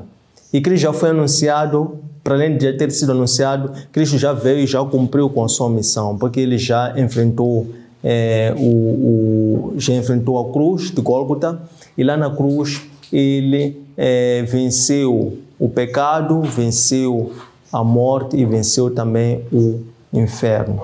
Consequentemente, desde aquela altura, o que falta até a segunda vinda de Cristo é somente o tempo necessário para que esta palavra possa chegar ao maior número de pessoas possíveis, e o maior número de pessoas possíveis também possam aderir a esta crença e possam receber Cristo como Senhor e Salvador, possam somente ser salvas. Portanto, para nós não pode ser um motivo de demora o regresso, a questão do regresso da segunda vinda de Cristo, porque a nossa fé e a nossa esperança é sobre a consumação do plano. Portanto, Cristo disse, já está consumado. Significa que Cristo já terminou com Satanás, portanto, Cristo já venceu o pecado, a morte e o inferno, e somente se nós vivermos com esta crença que é a fé em Cristo, podemos continuamente levar esta vitória e anunciar para o maior número de pessoas possível, e de tal forma que o maior número de pessoas possível possa também viver esta glória do Senhor, e assim possamos não viver ansiosos, mas precisamos viver como os pássaros, como os lírios do campo, e possamos assim buscar em primeiro lugar o reino de Deus e a sua justiça. Porque ao fim do dia não cabe a nós saber quando é que Cristo vai regressar. Porque nem o mesmo próprio Filho também ele não sabia, nem cabia a ele saber quando é que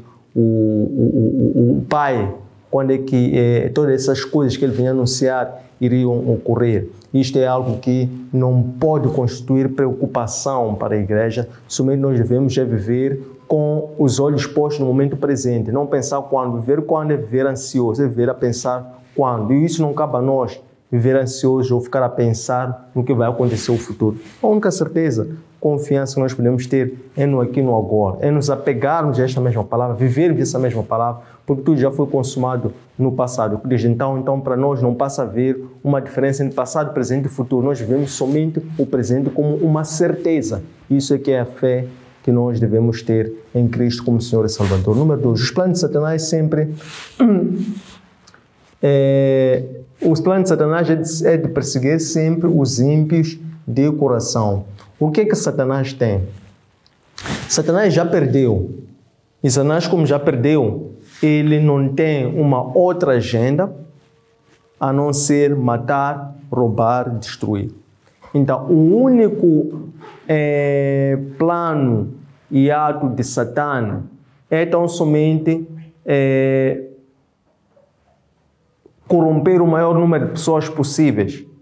Se temos de um lado Cristo, que tem no seu plano salvar o maior número de almas possíveis, temos por outro lado Satanás também no seu plano corromper o maior número de pessoas possíveis. Então, o que ele tem é não somente isso, corromper mais pessoas, porque ele sabe que corrompendo mais pessoas, ele vai, digamos que, vamos até designar um atributo de Cristo, um atributo humano de Cristo, vai entristecer a Deus, porque quando pessoas ignoram a sua palavra e aderem a Satanás, isso entristece o Senhor. Então, isto é o que Satanás tem na sua agenda. Ele é pai da mentira, ele vem somente para cumprir essa missão. Número 3. Vimos que a mãe de Moisés cuidou do seu filho mentindo. Será que para salvar uma vida Deus permite a mentira? Nós temos que olhar no contexto histórico. Quando nós fazemos o estudo das Escrituras Sagradas, nós temos que procurar perceber as Escrituras Sagradas como sendo um livro histórico. E quando nós olhamos para as Escrituras Sagradas como um livro histórico, para nós podermos fazer uma perfeita compreensão da mensagem e apropriação dessa mesma mensagem para aplicarmos-la no momento presente, devemos procurar perceber o que estava a acontecer naquele momento, naquela época, para não nos perdermos na leitura e depois a compreensão for meter sobre essa leitura, não nos desvirtuar daquilo que nós temos que compreender no momento presente. Então, naquele momento, conforme muito bem tivemos o cuidado de transmitir, estava a ocorrer um plano de Satanás. Esse plano de Satanás era de impedir com que o Salvador pudesse nascer. O Salvador era o próprio Moisés. E por revelação, a mãe de Moisés tinha em sua posse, aquilo que estivesse ao alcance dela, ela tinha em sua posse a possibilidade de poder salvar a vida de seu filho, porque aquilo não era um próprio ato da própria mãe. A mãe e o pai são os progenitores que Deus escolheu, por isso eles foram levitas, conceberam aquele filho e depois, adiantando um pouco essa pergunta mais à frente, Deus deu a visão à mãe e não um sonho, para que a mãe pudesse então, para que o filho não fosse aterrado como o decreto, a ordem que o faraó tinha dado a conhecer por qualquer outra pessoa, mas a própria mãe preferiu que fosse ela própria a colocá-lo no rio Nilo colocando-a sobre uma arca betumada para que o Salvador pudesse ser conservado em vida, para que não frustrasse o plano de Deus, mas sim frustrasse o plano de Satanás. Número 4. Por que razão Deus permitiu a entrada do povo de Israel no Egito, se a posterior este povo seria escravizado? Deus permitiu a entrada do povo de Israel no Egito, sabendo que depois este povo seria escravizado, porque o plano de Deus, a vontade de Deus, está desenhada na palavra de Deus tal como ela está. Ora, o plano de salvação da humanidade, que faz parte, esta parte da entrada do povo de Israel na terra do Egito, a forma como depois o povo egípcio, o povo judeu é escravizado no Egito para que depois fosse ser salvo, faz parte de um momento extremamente importante nas escrituras sagradas, que é o plano de salvação da humanidade por intermédio de Deus. Então, Deus, quando faz o seu plano que tem eficácia no futuro, desde aqui o presente que Ele faz o seu plano, Ele já sabe o que vai acontecer lá no futuro. Por quê? Por causa da soberania de Deus. Então, Ele permitiu isso, que era para as Escrituras Sagradas hoje chegarem até nós, a anunciarem Cristo, para que depois Cristo viesse em pessoa como homem-Deus, cumprisse a sua missão e depois os apóstolos escrevessem a respeito de Cristo e hoje nós pudéssemos ver tudo isso, compreender e perceber então que toda essa escritura anunciava a Cristo e toda essa escritura é válida para todos nós eternamente. Você vê que hoje as escrituras sagradas com esta perfeita compreensão, esta correta compreensão das escrituras sagradas, ela é útil e aplica-se para nós, como também vai se aplicar a todo o povo que virá após nós, se ele tiver a mesma compreensão e interpretação. Número 5. Por que razão a linhagem que Deus continuou foi de Levi e não de José? Mais um acréscimo aqui, porque Deus permitiu entrar o povo de Israel, é que nós também temos que compreender que mesmo os judeus, sendo uma linhagem escolhida, eles não ficaram isentos da escravidão. É só para completar. Portanto, o plano de salvação era para todos. Portanto, ele escolhe uma nação, um povo, que este povo foi alcançado a partir de um homem, que foi Abraão, para que através de Abraão e Sarai pudessem ser pais espirituais, pudessem gerar um povo que entrou no Egito, depois desse povo crescesse, tornasse uma nação, para que depois esta nação fosse ser conduzida à Terra Prometida. E nessa condução à Terra Prometida pudesse converter estrangeiros. É o caso de Raabe, é o caso de Ruth, e isto tudo era um anúncio de Cristo, que este é aquele que veio para poder pregar o Evangelho para toda a humanidade, porque Deus, quando fez aliança com Abraão, disse que por intermédio de Abraão iria abençoar todas as famílias.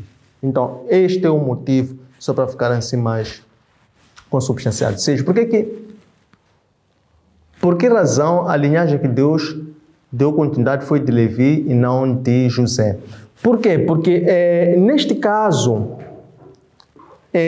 Deus precisava de levantar um homem com características próprias. Para quê? Para converter um povo. Um povo que estava o quê? Que estava o que vivia a idolatria, que estava totalmente corrompido por causa da cultura egípcia. Então, esse homem tinha que ser um sacerdote. E esse sacerdote foi Moisés.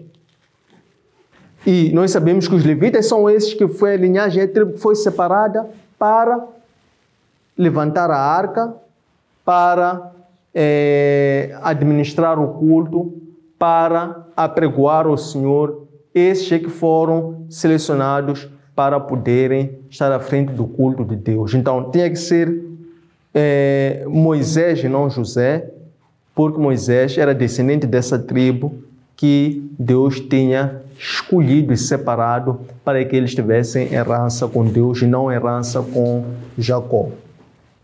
Número 6. Será que Deus revelou a mãe biológica por intermédio de sonho para o colocar numa arca? Então, neste caso, as Escrituras Sagradas não fala de um sonho como sendo a forma como Deus revelou, como Deus falou, como Deus instruiu a mãe de Moisés, Joquebede, mas já de ser uma visão.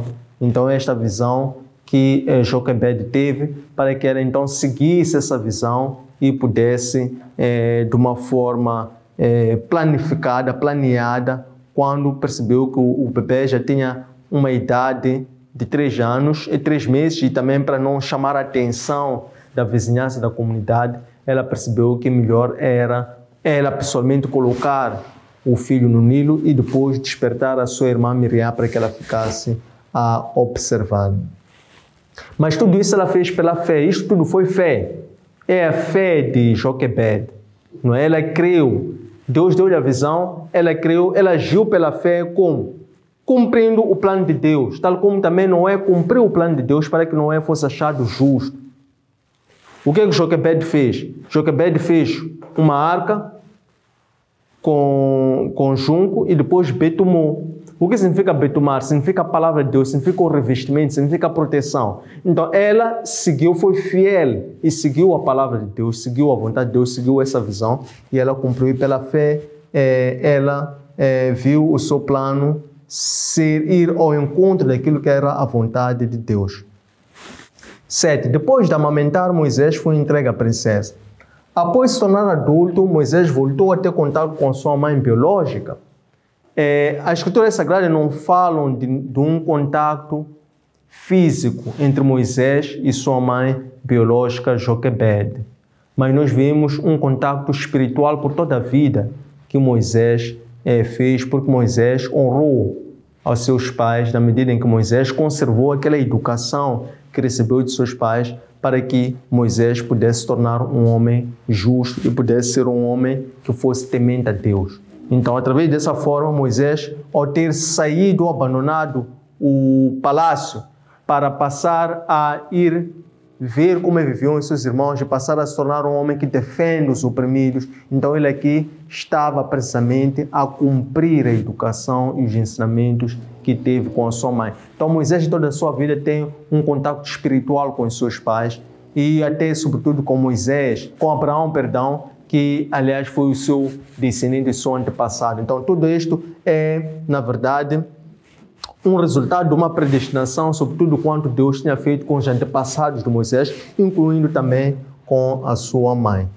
Número 8. Qual é a relação existente entre Moisés e Cristo e por que ambos partiram da África para levar o povo à terra prometida? Nós dizemos que Moisés é um libertador físico e Cristo é o libertador espiritual. E ambos tiveram que partir de África, porque as Escrituras Sagradas também, em Oséias capítulo 11, versículo número 1, diz que do Egito chamei o meu filho. E ambos, estes dois libertadores, eles vieram de África. No primeiro caso de Moisés, ele nasce num contexto em que o povo hebreu está na terra do Egito, reduzido à escravidão. E ele é levantado a partir da África para que ele tirasse como libertador físico, tirasse através do êxodo o povo judeu de Egito para a terra prometida. No caso de Cristo, Cristo foi através de um anjo que, através do sonho, revela para que Moisés levasse o menino até o Egito e permanecesse no Egito até o momento em que ele iria informar. E dessa forma também nós vemos que Cristo assim escapou à morte por parte de Herodes também que queria da mesma forma matar Cristo para frustrar os planos de Deus. Número 9. Qual foi a descendência que José deixou e como é que esta descendência contribuiu para o plano de Deus naquela época? Moisés teve 2 filhos, Manassés e Efraim. E esses 2 filhos fizeram parte da herança de Jacó, porque Jacó, ao ter excomungado os seus filhos Simeão e Levi, ele incluiu na sua herança os 2 filhos de José. e, consequentemente, eles fizeram parte das 12 tribos que compuseram todo o povo, toda a nação de Israel. Então, é desta forma que eles fazem parte da herança deixada por Jacó e também que eles fizeram parte da constelação das 12 tribos que compuseram a vasta nação de Israel. Número 10. De que descendência Moisés é e qual é a aliança que Deus tem para com ele? Moisés, ele, em termos de linhagem, de tribo, ele é descendente da tribo de Levi. Por sua vez, Moisés é descendente de Abraão. E a aliança que Deus teve para com Moisés era que Moisés fosse o libertador físico. Moisés é aquele que, quando Deus anunciou a Abraão que os teus descendentes serão peregrinos em terra estrangeira, mas depois de terminar a iniquidade dos amorreus, eu irei lhes retirar para trazer a terra prometida. Esta terra que tu pedes para eu te mostrar como prova. Então Moisés é este instrumento que é enviado por Deus para enterrar este povo quando termina a iniquidade dos amorreus e dos cananeus para levar até a terra prometida que é Canaã. Número 11. Qual deve ser a nossa postura hoje, de modo que, como os levitas, possamos receber, perdoar e servir a Deus no local mais sagrado? Então, a nossa postura hoje, para nós como os levitas que primeiro foram deserdados por seu pai Jacó, e de modo que eles não tiveram herança com Jacó, mas sim tiveram herança com Deus, de tal forma que eles não residiram numa única terra, não tiveram uma cidade como as outras 11 tribos, mas passaram a viver dispersos nas várias cidades dos seus irmãos. Portanto, eles tiveram herança com Deus. Então, para nós nos tornarmos herança com Deus, devemos nos tornar geração eleita, sacerdócio santo, tal como diz 1 de Pedro, capítulo 2, versículos 13 a 16. E para tal, nós devemos ter uma vida separada para Deus. Quando nós temos uma vida separada para Deus, significa que nós vivemos em função da palavra do Senhor. O que é viver em função da palavra do Senhor? É nós encontrarmos fundamentação nas palavras de Cristo, quando Ele defendeu, quando Ele repostou aquela acusação do diabo, aquela tentação do diabo que diz que converter, já que estás com fome, converte essa pedra em pão. Então, Cristo respondeu prontamente que não só do pão viverá o homem, mas de toda a palavra que vier da boca de Deus. Então, ali, esta que é a vocação daqueles que querem ser herdeiros, querem ter herança com Deus. São aqueles que vivem de toda a palavra que vem da boca de Deus. O que é viver de toda a palavra que vem da boca de Deus? É buscar não só compreender a palavra de Deus, mas, sobretudo, aplicar a palavra de Deus na sua própria vida. Isto é, para que a palavra de Deus seja o seu combustível no dia a dia. Como? Guardando a palavra no seu coração. Como é que nós guardamos a palavra no nosso coração? Quando nós somos obedientes à palavra de Deus. Então, o grande desafio para nós nos tornarmos como os levitas é sermos obedientes à palavra de Deus. Por quê? Porque os levitas foram obedientes quando Moisés lhes chamou, disse: quem são aqueles que querem vir para serem justos? E os levitas levantaram-se e aceitaram o chamado de Moisés. E eles prontificaram. Se Moisés diz, então, pegai a espada, colocai sobre as costas e façai a justiça de Deus. Então, isso é que é andar segundo a justiça da palavra de Deus. Porque é a palavra de Deus que nos guia para a justiça, que nos instrui para a justiça de Deus. Então, é isso que é viver em função da palavra de Deus. Número 12. O que Deus mantém insondável de Satã? O seu plano ou a intenção por detrás do seu plano? O plano de Deus, Satã já conhece. Por quê? Porque Deus deu a conhecer esse plano lá no Éden. E quando Deus deu a conhecer esse plano lá no Éden, Ele anunciou a sua sentença para o homem, para a mulher, para Satã. O que Satã não conhece é o modus operandi de Deus. Por quê? Porque Satã nunca sabe onde, como e quando. Até para nós percebermos por que isso, é que normalmente Deus escolhe aquelas pessoas que são as pessoas menos prováveis para poder converter, mudar essas pessoas e poder assim fazer dessas mesmas pessoas, através da sua própria vida, um testemunho para salvar outras pessoas. Primeiro, Deus permite que as pessoas primeiro sejam oprimidas, tal como aconteceu com os hebreus. Nós perguntamos aqui por que Deus permitiu com que os israelitas, os hebreus, fossem ser escravos no Egito. Então Deus permite com que nós primeiro possamos ser oprimidos, possamos conhecer e viver no pecado, para Ele depois nos resgatar com o sangue de Cristo. E depois desde então, a nossa vida passar a ser um canal de bênção para as demais vidas. Porque as pessoas, elas só acreditam quando vêm. Isso é que completa a nossa fé. Número 3. Hoje, como cristãos desta época, como é que devemos defender os oprimidos? Então, mais uma vez, a forma de nós defendermos os oprimidos é de praticarmos a justiça. Praticar a justiça é praticar a justiça social. E praticar a justiça é viver em função da palavra de Deus. Quer dizer, a palavra de Deus é a própria justiça. Então, quando nós vivemos em função da palavra de Deus, nós estamos a defender os oprimidos. Vamos explicar de uma outra forma, em outras palavras. Todo cristão, repito, é um mártir. Por que todo cristão é um mártir? Todo cristão é um mártir porque todo cristão ele é um instrumento de defesa da injustiça social. Por quê? Porque o Evangelho é o principal instrumento, a principal espada, o principal e o maior manual de liderança. Qual é a função da liderança? Ou qual é a definição de liderança? Liderança não é influenciar, mas liderança é guiar pessoas para que elas possam ser salvas. É conduzir as pessoas para o seu destino. Isso é que é liderança. Então, o maior manual de liderança que existe é a Escritura Sagrada. Quando nós vivemos a obediência e conhecemos e praticamos a palavra de Deus, primeiramente nós somos salvos. Então, buscamos o que é o autoconhecimento e a autoliderança. Para depois que podemos liderar as outras pessoas através das Escrituras Sagradas. Então, quando nós vivemos em função das Escrituras Sagradas, nós estamos a praticar a justiça social, estamos a defender os oprimidos. Estamos a defender os excluídos. Estamos a ser soldados de Cristo. Estamos a ser o quê? Estamos a ser ativistas sociais. Ativistas contra todo tipo de injustiça social. E, consequentemente, nos tornamos mártires. O que é nos tornar mártires? Nos tornamos, então, alvo de perseguição do Satã. Alvo de perseguição de todos aqueles que são os opressores.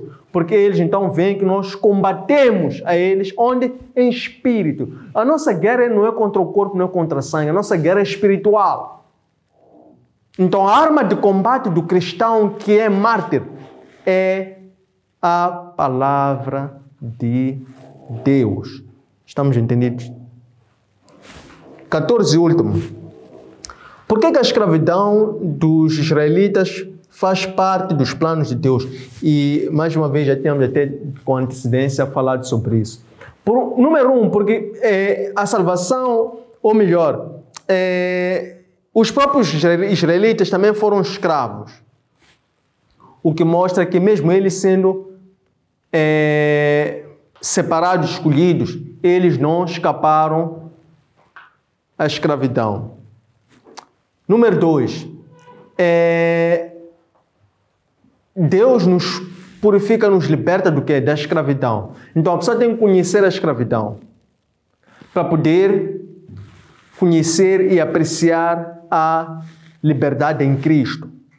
Terceiro, Deus também permitiu isso, que é para a pessoa ter experiência pessoal e a pessoa não se esquecer. Reparem que os hebreus, Deus fez aliança com os seus antepassados e eles, quando viveram na escravidão, eles se esqueceram. Por quê? Porque o homem tem memória curta. Vive em função daquilo que está a acontecer no momento presente. Por quê? É a opressão da carne que fala mais alto e faz com que o espírito desfaleça, esqueça da aliança. Então, Deus permitiu com que estes tivessem experiência pessoal para acordar a memória desta geração. Quantas gerações foram agora desde Abraão? 7 gerações, 700 anos. Deus falou com Abraão, falou com Isaac, falou com Jacó, falou com José. Depois houve 3 gerações à frente, foram 300 anos, na verdade 400 anos que o povo ficou como peregrinos de terra estrangeira. Tempo suficiente para eles esquecerem e passarem agora a serem idólatras. Então, eles têm que ter experiência pessoal. Você tem que ter experiência pessoal com Deus para saber o que está a pregar. Então, este é o motivo pelo qual a escravidão fez e faz parte dos planos de Deus. Tendo chegado a esta parte, queremos agradecer a vossa presença, pontualidade e interesse. Façam like a este material e subscrevam as nossas páginas. Não esqueçam de partilhar este conteúdo com a vossa vasta rede de contatos para que a nossa comunidade continue a crescer. Encontre este material nos nossos arquivos digitais, nossas páginas de Facebook, de Instagram e de YouTube. Antônio Sinde LDA, nosso aplicativo optimizável para plataformas Android, LOApp, nosso webpage www.academiaserve.com. Espero que gostem, um abraço de luz e até breve.